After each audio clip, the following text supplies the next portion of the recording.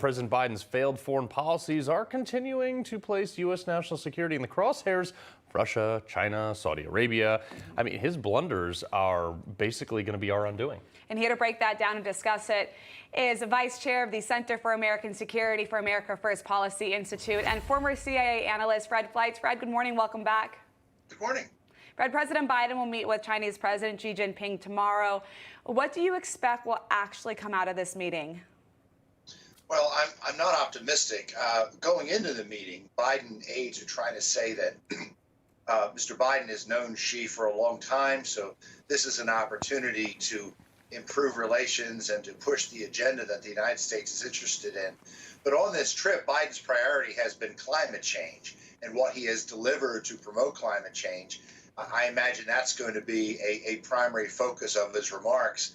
And I got to tell you that the way Biden has comported himself lately, the evidence of increased mental decline, I don't think this is going to be good for the relationship. I'm glad to see interactions between the American and Chinese officials, but I think I'd keep Biden in as short a meeting as possible with Xi and have a competent Secretary of State or another senior official engage in the negotiations. Fred, I thought I heard you say competent Secretary of State. Have you seen one of those recently? Well, that's a problem. This administration's foreign policy is so bad because not only is Biden incompetent, his top national security advisors are bad also. And as I've said on this program, I'd like to see Biden sack his whole national security team and bring in senior men and women with competence and gravitas. I'm not optimistic that's going to happen. Maybe someone who rhymes with Fred Fleitz. Just throwing that out. I mean, look, there are good Democrats. How about Jane Harman? What if Chris Coons? What if Bob Gates was named Secretary of State or National Security Advisor? Someone who foreign leaders respect and would listen to.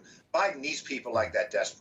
Yeah, that's actually good. I could get on board with that being the least bad option. And your key word right there, respect. And you also mentioned how he's at this climate conference right now, the COP27.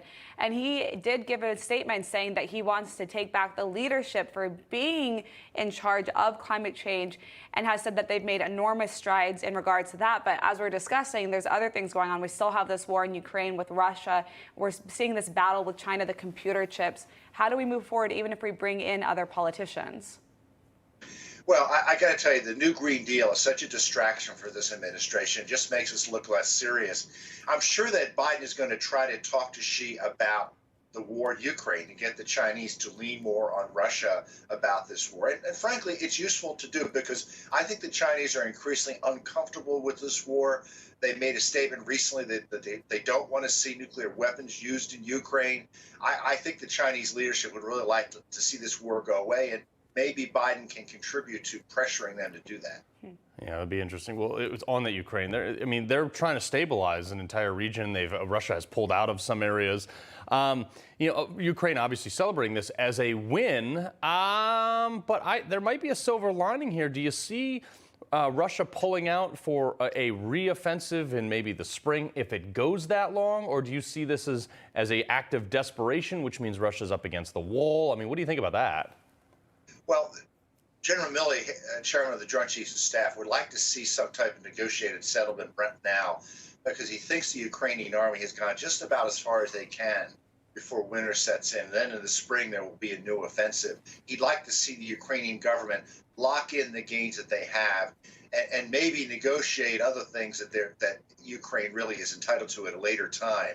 I think that's probably where we are right now. I don't think Russia isn't in any way prepared to surrender. I think they've fallen back because they've done so badly in Kherson and they have to regroup. Yeah. Well, speaking of winter, how can we expect the cold weather to affect that? Because we also know Ukraine is dealing with an energy crisis and they're worried about heating their homes, and then they're also being faced with this ongoing conflict. It's going to be terrible. It's going to be terrible. The electric and water infrastructure in Ukraine is being destroyed by Russian missiles. I think there's going to be a new mass exodus to neighboring countries. I mean, we just have to hope the Russians run out of missiles because this vicious attack on Ukraine, it doesn't look like it's stopping. And, the bad weather is just starting in the country. Right. Yeah. That's going to be interesting. So let's go back to, we were talking about foreign, our foreign militaries and things like that. Let's go back to our own military real quick. We're facing all kinds of basically ridiculousness in our own military. With China on the horizon, Ukraine, obviously Russia, we're losing ground rapidly as being respected as a fighting force and a world power. We know China is trying to take the lead as the global currency, very uphill battle for them. But militarily, let's say, and I'm not advocating for this, and I dear God, hope not, that there is ever a war between us and another superpower or semi-superpower.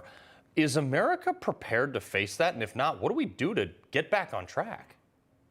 I have so much respect for you for your military service and from my colleague, General Keith Kellogg. And you've probably heard the things I've heard about the problems in the military, wokeness, recruiting problems, how this is really affecting military readiness, how the states where we get most of our recruits are way down because that we have young men and women who do not want to serve in this woke military, who are worried about this vaccination requirement. Fortunately, most patriotic young Americans, they are signing up for the military, but not in the numbers we need. And I think it's vital that Congress, no matter who controls it, pressures the Biden administration to knock off the woke ideology that is undermining the readiness of our military. And General Kellogg has told me these horror stories he's hearing from people who he knows in the military right now, the nonsense they have to go to, the training, basically we're seeing the military being used for liberal social engineering. Right. And the men and women who signed up to defend our country, they didn't sign up for that. Yeah. That is definitely agree with that. Well, and we have this new Congress coming in. So right now we're kind of looking at this lame duck session until they actually take their official spots. But if the GOP does take the House, do we think that there's an opportunity to increase our military and also bring back maybe some of that patriotism that we're missing? I hope so. It's hard when you only control one house of Congress, but what will happen if the Republicans take the House is that we'll finally have serious oversight of this administration. We're going to have committee hearings. We're going to have subpoenas. There'll be a special committee set up on China. These are things that should have been done a long time ago. Mm-hmm. We're going to look into the Hunter Biden laptop. Members of Congress who should not be on certain committees, such as Eric Swalwell on the Intelligence Committee, he'll be thrown off. A lot of good things will happen. Yeah. I sure hope so.